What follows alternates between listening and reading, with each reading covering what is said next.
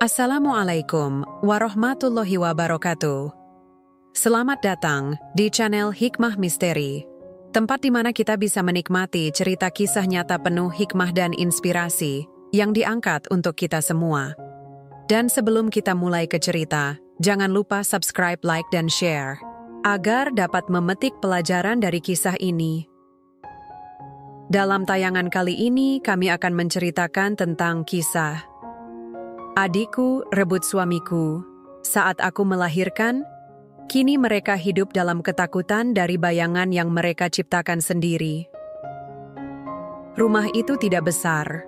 Dindingnya dilapisi cat krem yang mulai pudar di sudut-sudut, atapnya bocor di musim hujan, dan lantainya masih keramik putih kilat murah yang dulu kami pasang sendiri. Bertiga, aku, Anton, dan Laras.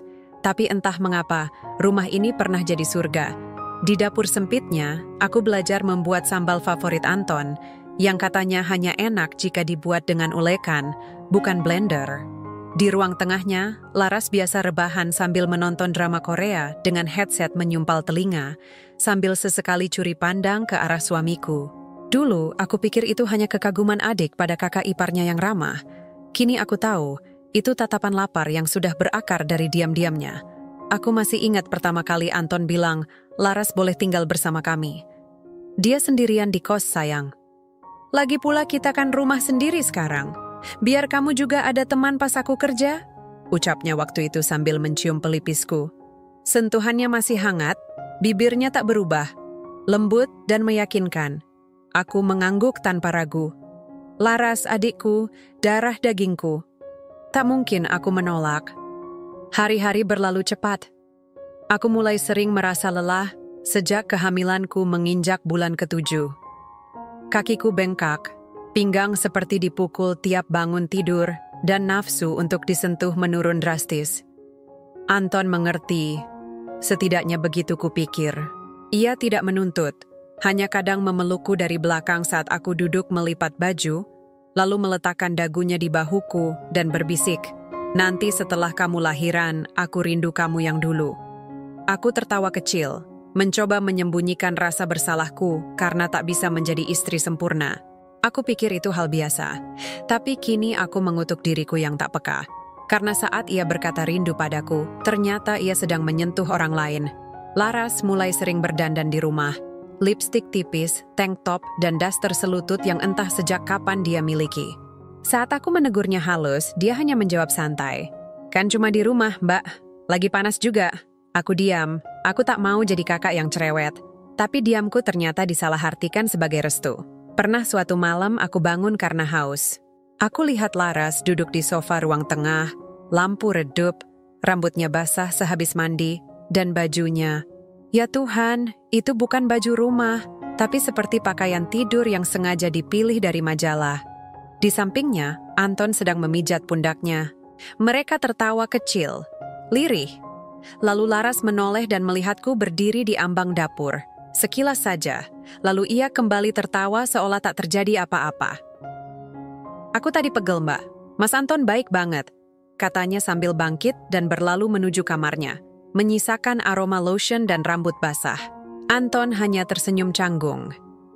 "Kamu haus, sayang?" tanyanya. Suaranya masih lembut. Tapi kali ini, aku tak menjawab.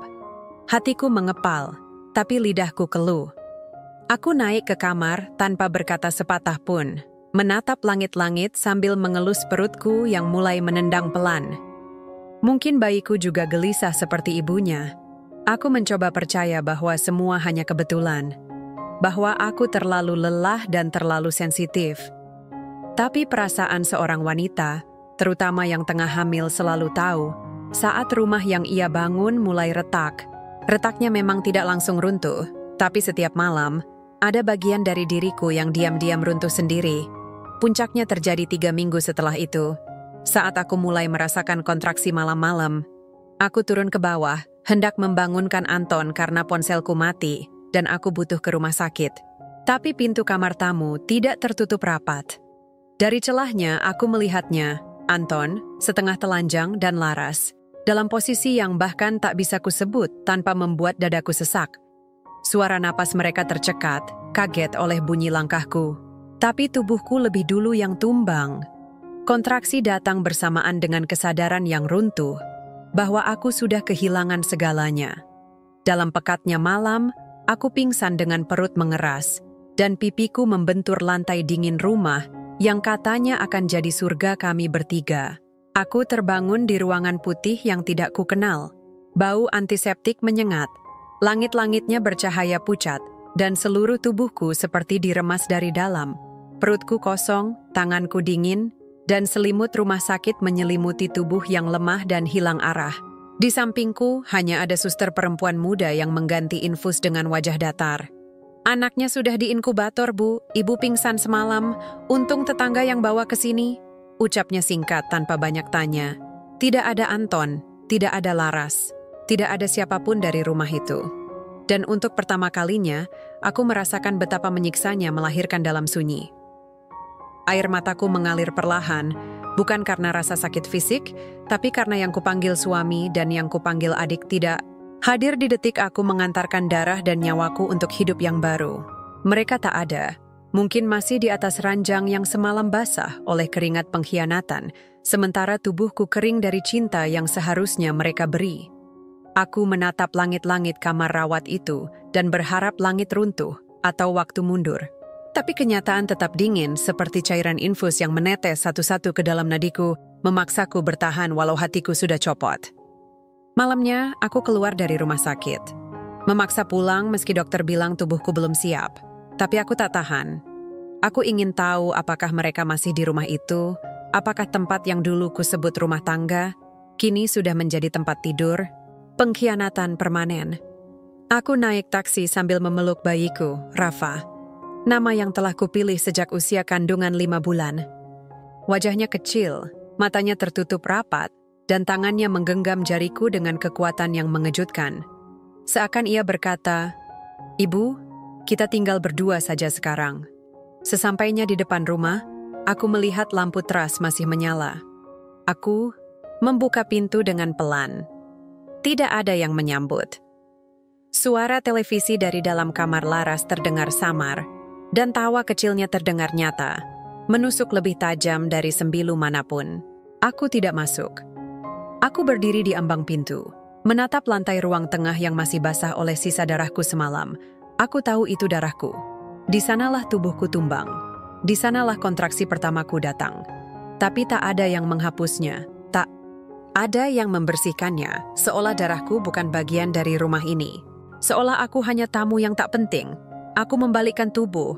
Tak ada amarah, tak ada teriakan. Hanya ketenangan aneh yang muncul setelah semua rasa hancur. Aku berjalan menjauh dari rumah itu, meninggalkan kenangan yang belum selesai, meninggalkan 2 orang yang kusebut keluarga namun kini bahkan tak pantas kusebut manusia.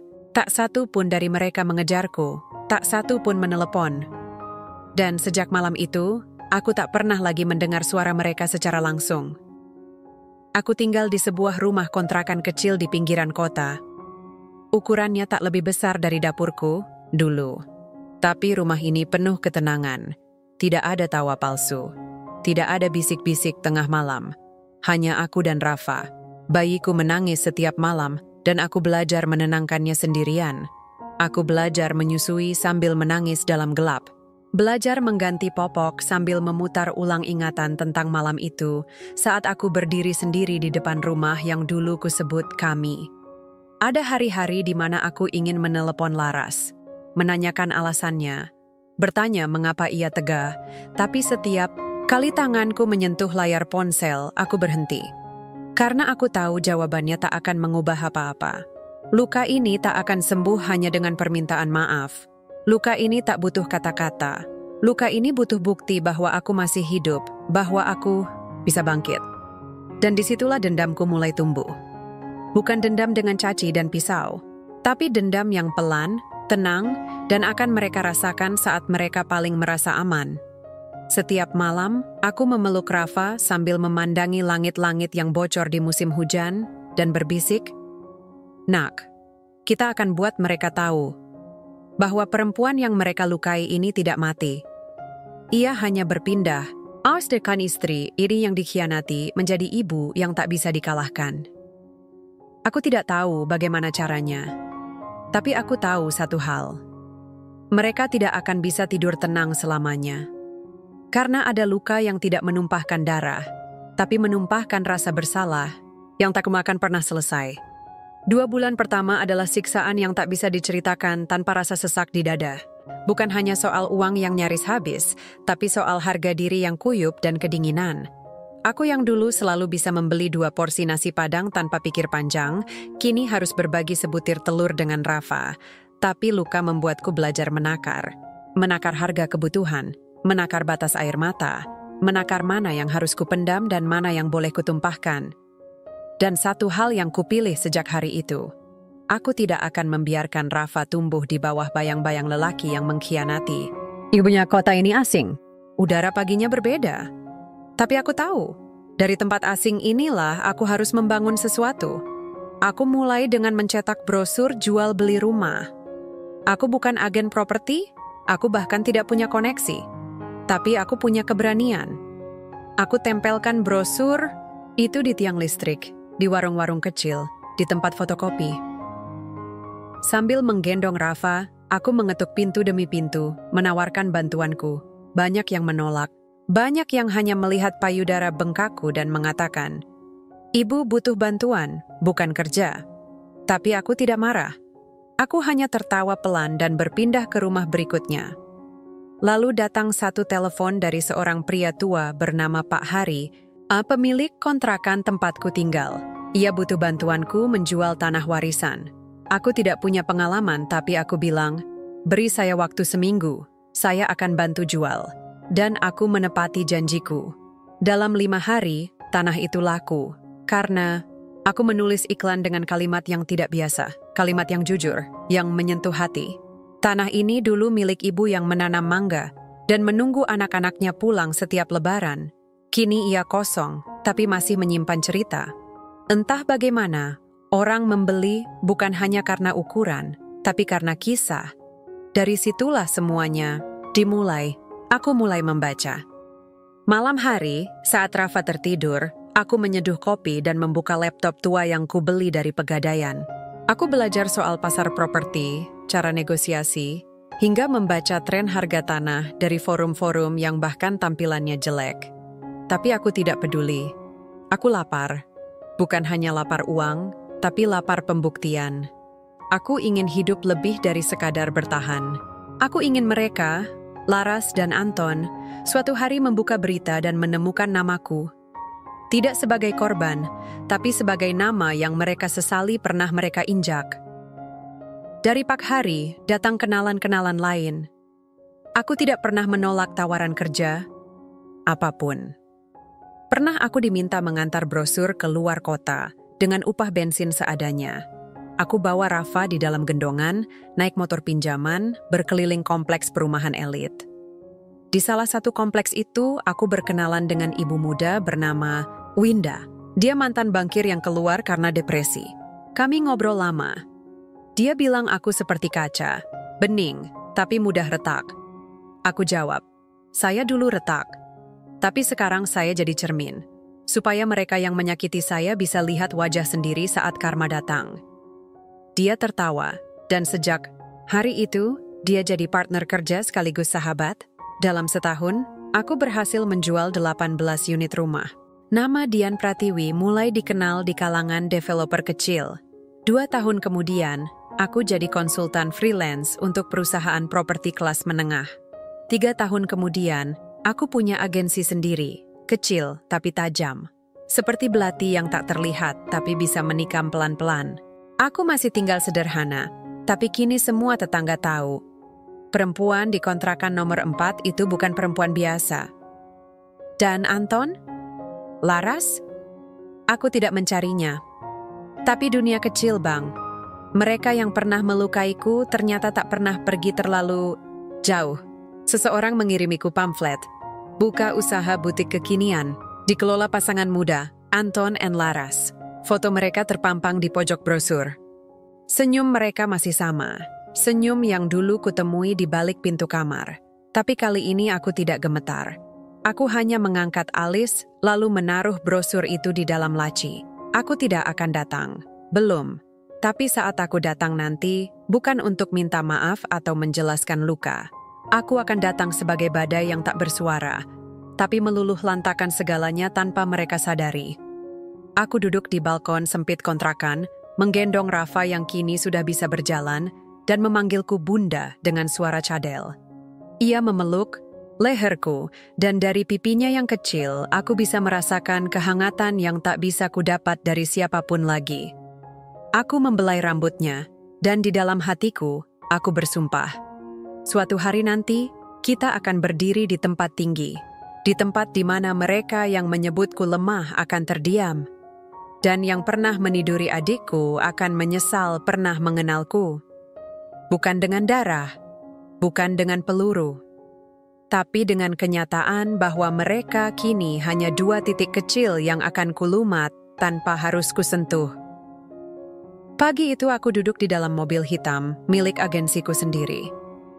Jendela diturunkan sedikit, udara pagi masuk seperti pengingat bahwa aku masih hidup.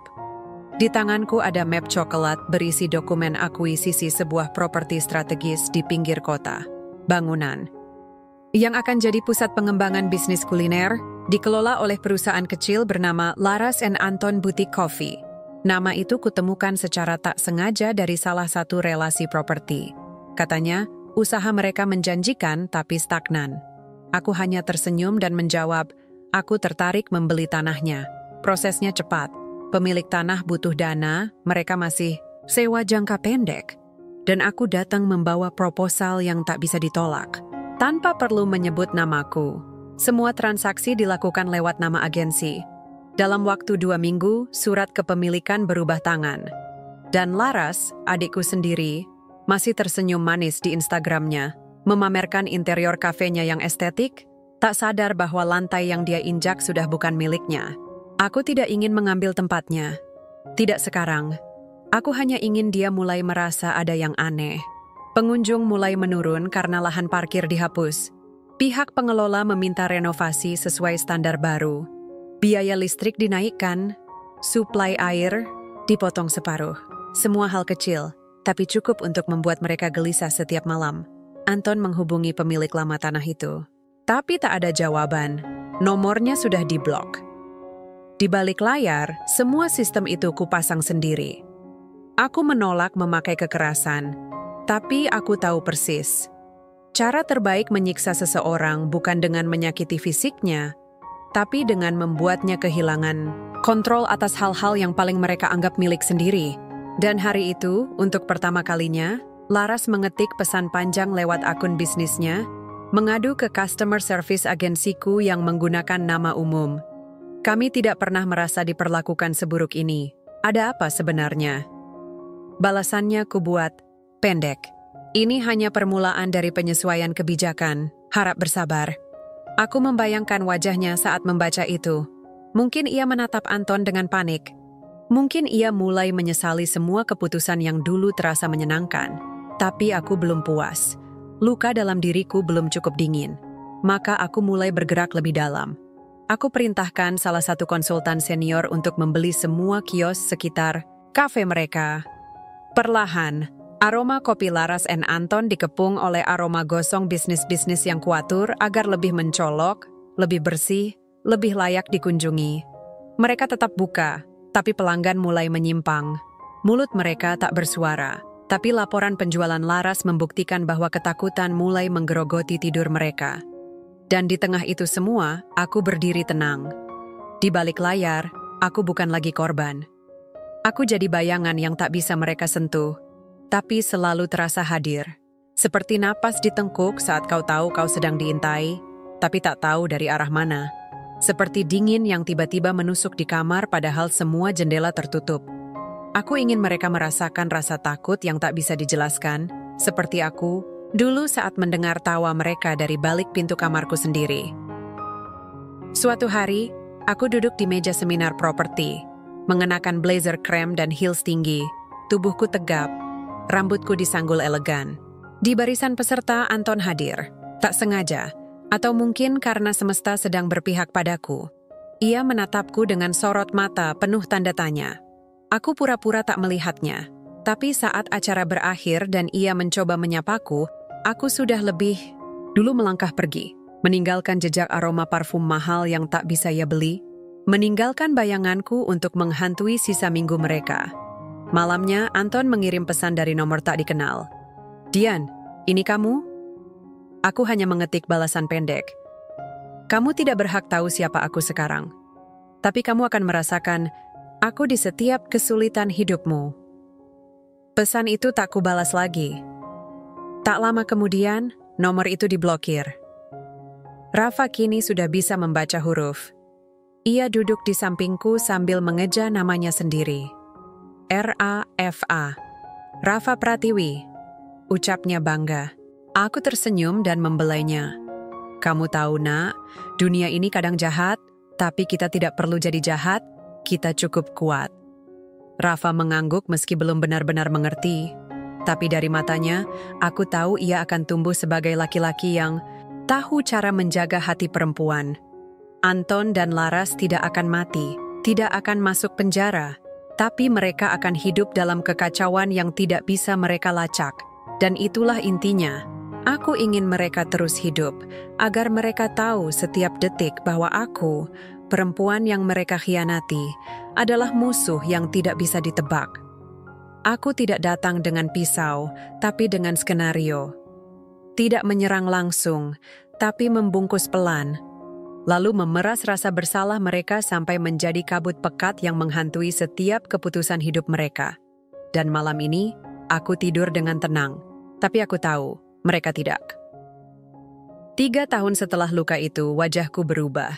Tapi bukan karena bedak atau polesan makeup mahal, melainkan karena waktu telah mengasah ketegaranku hingga tak ada lagi ruang untuk air mata.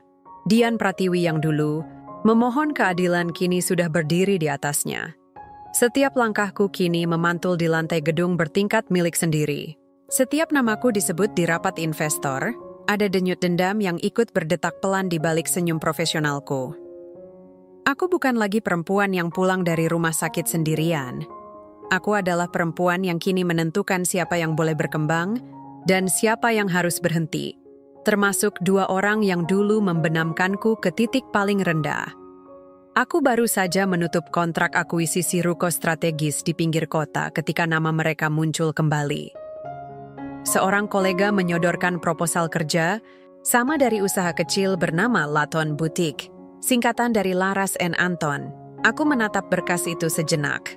Tidak gemetar, tidak menangis, hanya mengangkat alis dan berbisik dalam hati, "Akhirnya kalian muncul juga." Ku kembalikan berkas itu dengan kalimat ringan. "Tahan dulu akuisisinya, aku ingin bermain sebentar." Aku mulai melacak mereka. Tempat, tinggal, pola usaha, pemasok, klien tetap. Mereka menempati ruko sewa dengan sistem kontrak tahunan. Di atas kertas, usahanya tampak berkembang. Tapi aku tahu, mereka hanya berdiri di atas kayu rapuh. Laras masih suka tampil di media sosial, mengunggah potret manisnya bersama Anton, duduk di meja kasir dengan senyum tipis dan tulisan "Pasangan impian, kerja bareng dan cinta terus." Tapi yang aku lihat bukan senyum itu. Yang aku lihat adalah tembok rapuh di balik ruko mereka, yang kini sedang kukikis satu persatu lewat tangan-tangan jaringanku. Semua ruko kosong di sekitar mereka kupastikan diborong oleh jaringan propertiku. Tiap kali Laras mengajukan permohonan sewa untuk ekspansi, jawabannya selalu sama, "Maaf, sudah dikontrak." Bahkan distributor kain besar yang biasa menyuplai butik mereka tiba-tiba menaikkan harga 2 kali lipat. Mereka tak tahu, pemilik saham minor distributor itu adalah salah satu rekananku. Semuanya seperti kebetulan, padahal satu pun tak ada yang kebetulan. Semua adalah garis dendam yang kucoret dengan rapi sejak lama. Di saat pintu-pintu usaha mulai tertutup perlahan, retakan rumah tangga mereka justru makin lebar. Karma tidak datang dari luar, tapi dari dalam ranjang yang sama, tempat mereka dulu saling membakar tubuh, kini menjadi tempat mereka saling mencurigai. Laras mencium bau parfum perempuan lain di baju Anton. Bukan aku yang menaruhnya, bukan aku yang mengatur itu. Tapi bukankah begitulah pengkhianat? Saat mereka sudah terbiasa melukai, Mereka tak pernah benar-benar percaya satu sama lain. Racun itu mereka tanam sendiri, dan kini tumbuh jadi pohon yang buahnya mereka makan pelan-pelan dengan senyum yang mulai pahit. Malam itu, Anton duduk lama di teras ruko. Ia pikir Laras sudah tidur. Ia menelepon seseorang, perempuan, suaranya rendah, kalimatnya pendek, tapi cukup untuk membakar dada Laras yang berdiri di balik tirai. Aku cuma butuh tempat buat cerita. Laras makin nyebelin. Usahaku juga mulai anjlok. Kalimat itu menggantung, tapi cukup untuk menghancurkan fondasi kepercayaan terakhir di dada Laras. Ia tidak menangis. Tidak malam itu. Tapi pagi harinya, ia tidak menyapa. Tidak membuatkan teh. Dan tidak mencium pipi Anton. Ia hanya duduk diam sambil menatap layar laptop, menyaksikan satu persatu omzet turun drastis. Di saat itu, aku sedang menyuapi Rafa sarapan. Anakku bertanya, "Bunda, kenapa senyum terus?" Aku memeluknya dan menjawab, "Karena Bunda sedang melihat cerita lama yang akhirnya punya akhir adil." Aku tidak ingin Rafa tumbuh jadi lelaki seperti ayahnya. Tapi aku ingin dia tahu bahwa ibunya pernah diinjak dan memilih berdiri bukan untuk membalas, tapi untuk menang. Bukan untuk membuat orang lain berdarah, tapi untuk membuat mereka mencicipi rasa hampa yang dulu mereka suguhkan kepadaku. Dari jendela ruang kerja, aku menatap langit kota. Ada ketenangan di dadaku. Bukan karena mereka menderita, tapi karena aku berhasil menciptakan itu tanpa menyentuh satu helai pun rambut mereka. Aku membuat mereka saling melukai dengan tangan mereka sendiri. Aku cukup berdiri di jauh, menonton. Dan, di malam yang sama, Laras memecahkan gelas di dapur. Anton berteriak. Mereka bertengkar hebat. Tapi bukan aku yang mendengar. Bukan aku yang menengahi. Rumah itu bukan milikku. Tapi luka itu masih milikku. Dan sekarang sudah kubagikan dengan adil. Setiap tetesnya, Laras mulai gemetar tiap malam, bukan karena dingin, tapi karena mimpi buruk yang datang seperti utusan masa lalu berwajahku. Ia tak tahu di mana aku, tapi ia mulai merasakan kehadiranku di setiap kegagalan kecil yang muncul tanpa sebab. Dari invoice yang terlambat dibayar, pemasok yang tiba-tiba memutus kerjasama, hingga pelanggan tetap yang kini memilih butik seberang. Semua terasa seperti kebetulan. Tapi laras-laras dalam kepalanya mulai bergetar. Ia mulai berpikir, apa ini hukuman? Tapi hukuman dari siapa? Ia menatap Anton. Di sofa, tertidur dengan mulut menganga, ponsel masih menyala memperlihatkan DM dari akun perempuan tak bernama. Laras tidak menangis. Ia hanya diam. Dan dari diam itu, tumbuh kegilaan kecil yang siap meledak. Anton sudah tidak sekuat dulu. Dulu ia pandai bicara, memikat hati, dan membuatku percaya bahwa cinta itu perlindungan. Kini suaranya lebih sering, tinggi, nada bicaranya terburu-buru. Uang makin sedikit, tagihan makin banyak, dan Laras makin diam.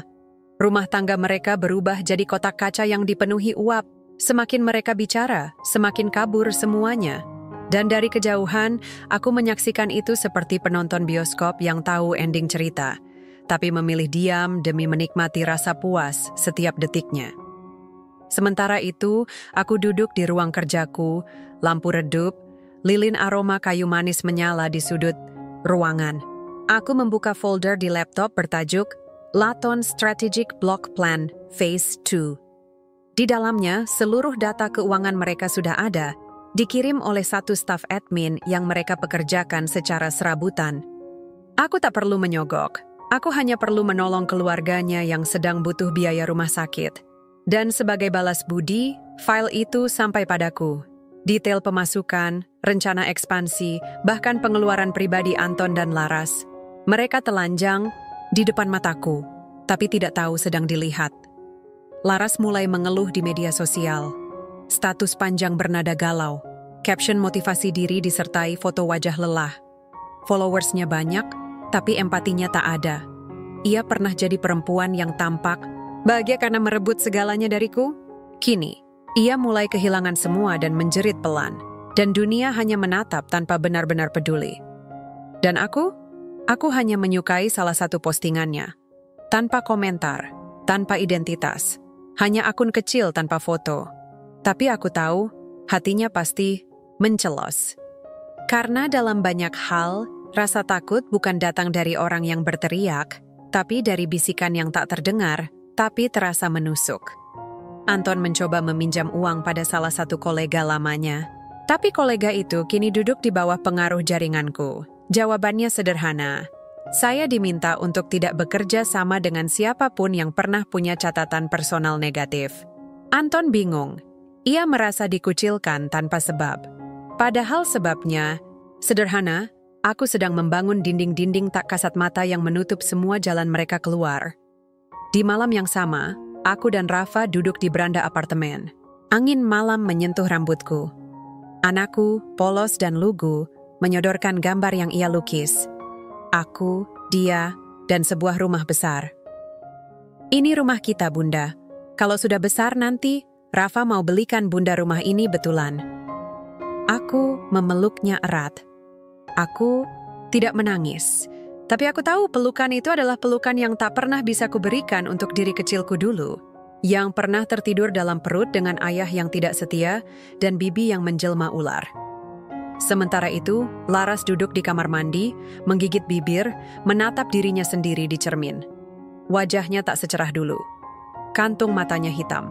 Pipi kirinya berbekas kemarahan Anton yang meledak 2 malam lalu.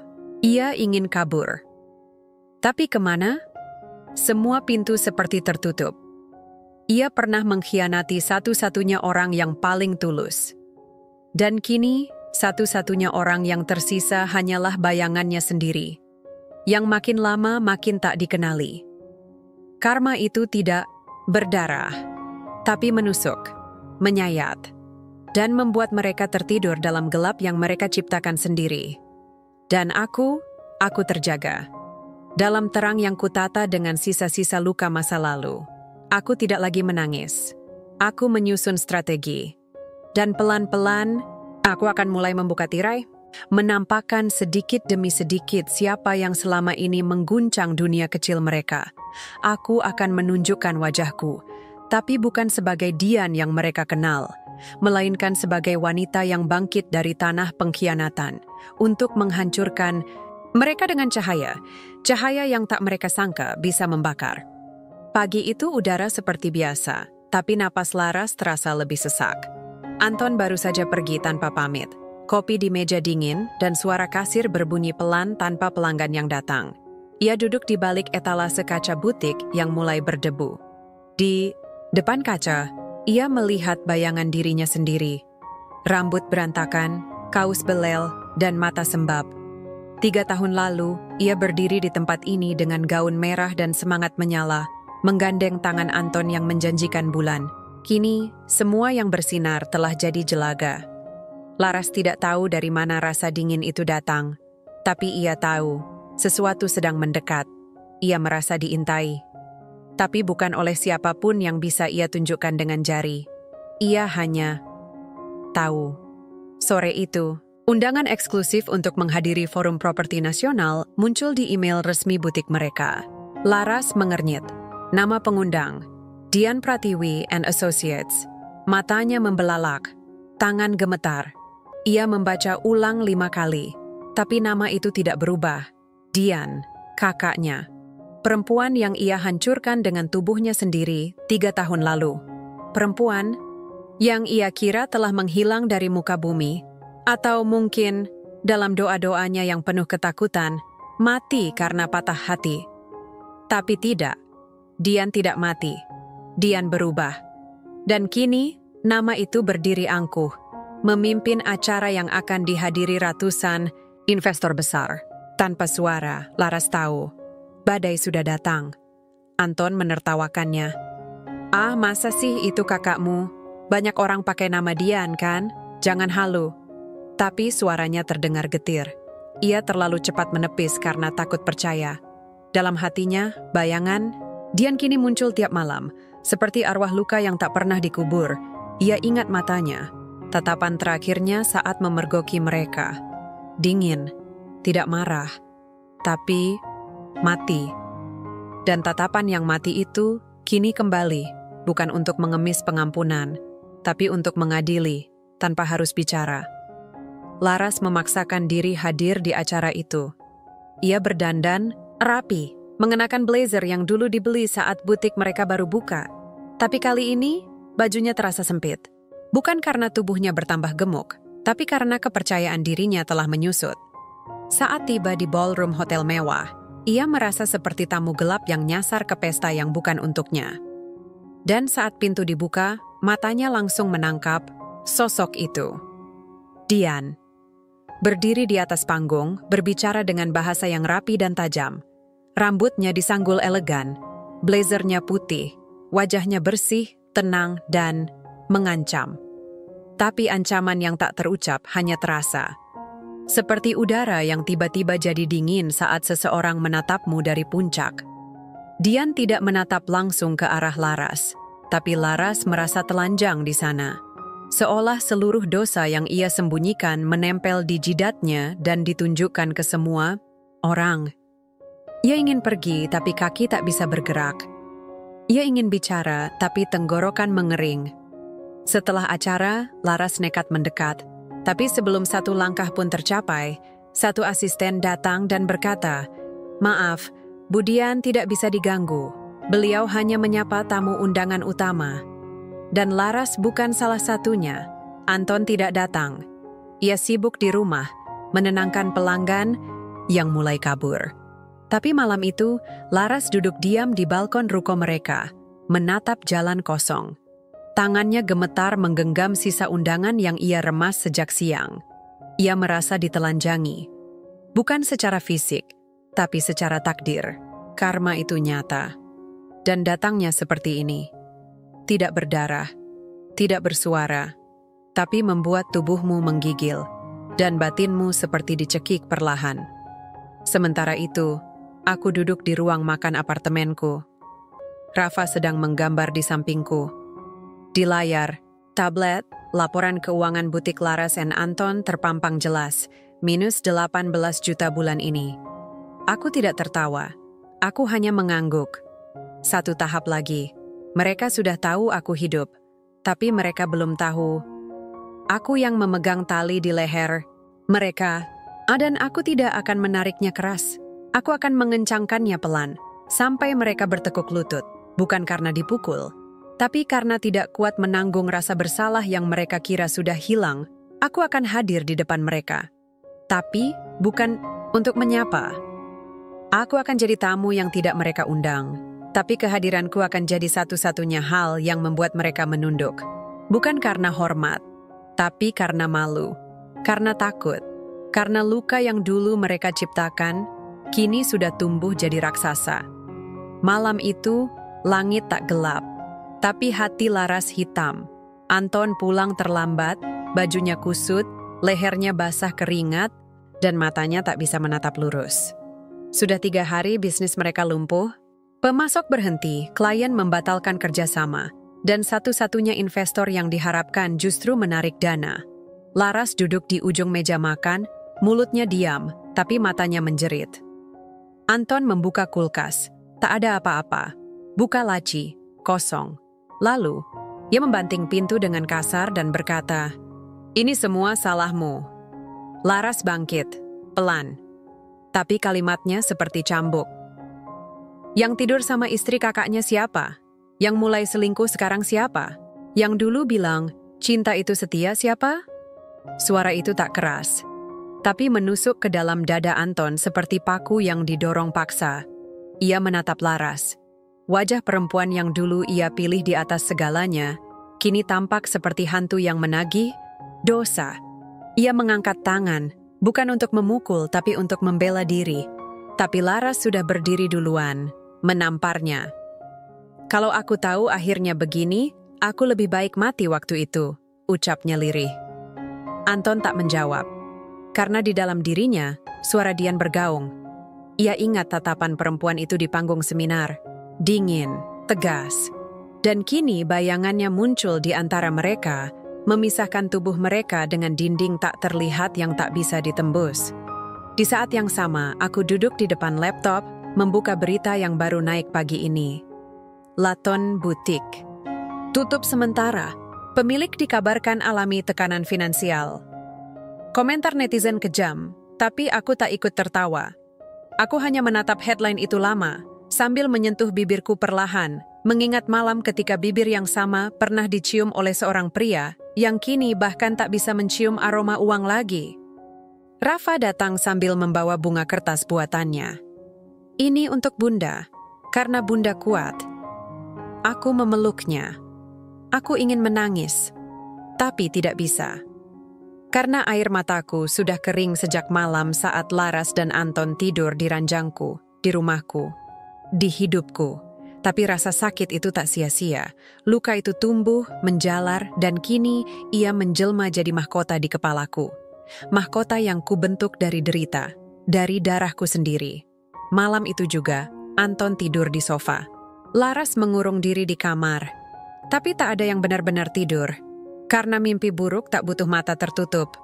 Mimpi buruk itu adalah hidup yang mereka jalani sekarang, tiap hari, tiap jam, dengan nama Dian berputar di kepala mereka seperti mantra kutukan. Dan aku tak perlu menyentuh, tak perlu bicara, aku hanya hadir. Dan itu cukup untuk membuat mereka tak bisa bernapas lega. 1 minggu setelahnya, aku mengadakan pertemuan investor besar-besaran. Acara terbuka, pers dibolehkan meliput. Aku tahu Laras melihat siarannya, karena aku melihat salah satu story akun fake miliknya menyimpan video itu.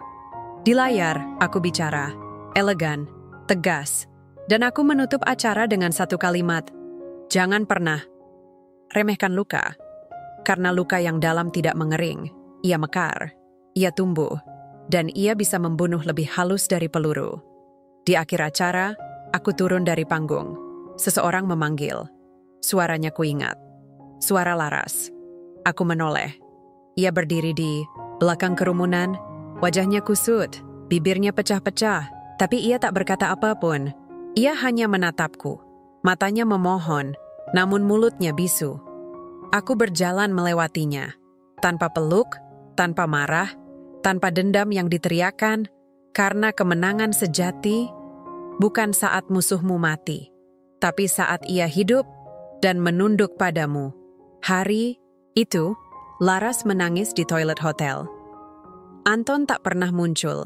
Mereka pulang sendiri-sendiri, tidak bicara satu kata pun. Tapi di dalam dada mereka, luka itu masih berdarah.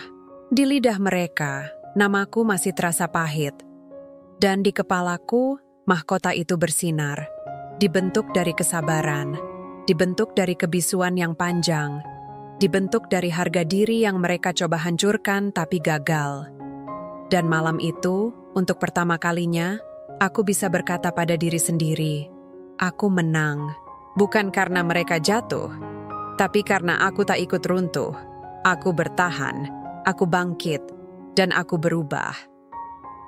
Hari itu cerah, tapi bukan karena matahari, melainkan karena hatiku tidak lagi memikul beban balas dendam.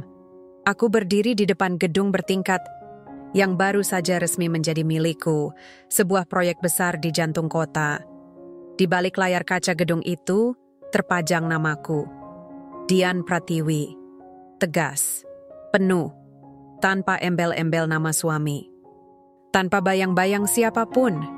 Di atas ketinggian itu, aku melihat ke bawah, jalanan ramai. Dunia tetap berputar.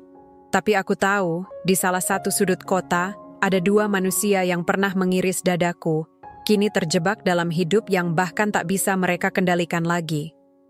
Rafa memegang tanganku. Bunda hebat. Aku menatapnya. Mata anak itu adalah mata masa depan. Ia tak tahu detail luka ibunya, tapi ia tumbuh dalam cinta yang kukumpulkan dari sisa-sisa kepedihan. Dan cinta itu tidak membuatku lembek. Ia justru membentukku jadi karang yang tidak goyah. Aku tidak membalas Laras dan Anton dengan caci. Aku tidak menjatuhkan mereka dengan tangan, tapi aku membiarkan mereka jatuh karena kaki mereka sendiri, yang dulu begitu yakin menendangku keluar dari hidup mereka. Seseorang mengirimiku foto. Butik itu kini kosong. Plang nama Laton Boutique dicopot. Kaca jendela dipecah orang tak dikenal. Anton terakhir terlihat bekerja serabutan di bengkel kecil. Laras membuka jasa live streaming, mempromosikan skincare dengan wajah yang tak lagi segar. Mereka hidup, tapi bukan hidup yang mereka impikan. Mereka masih bernapas, tapi di dunia yang sesak oleh rasa bersalah. Dan nama yang tak bisa mereka sebut lagi tanpa merasa nyeri adalah namaku. Aku tak lagi butuh mendengar permintaan maaf mereka, karena mereka lebih jujur. Karena sepi mereka adalah pengakuan. Mereka mungkin masih ingin tahu di mana aku, bagaimana aku bisa setinggi ini. Tapi jawabannya sederhana. Aku naik di atas luka yang mereka tinggalkan. Mereka adalah tangga yang kubakar, lalu kupijak bara apinya untuk naik lebih tinggi. Dan kini aku berdiri di titik yang tak akan pernah mereka capai. Bukan karena aku lebih pintar, tapi karena aku tidak mengkhianati siapapun. Karena aku memilih bangkit, bukan menghancurkan. Tapi ketika aku berdiri, tanah di bawah mereka retak sendiri. Dan itu cukup. Tidak perlu peluru, tidak perlu racun, tidak perlu drama. Cukup dengan kehadiranku, yang tidak bisa mereka hapus dari sejarah hidup mereka. Malam itu, aku duduk di balkon apartemenku, mengenakan piyama lembut, rambut digelung seadanya tanpa make up. Tapi aku merasa paling cantik, bukan karena penampilan. Tapi karena damai.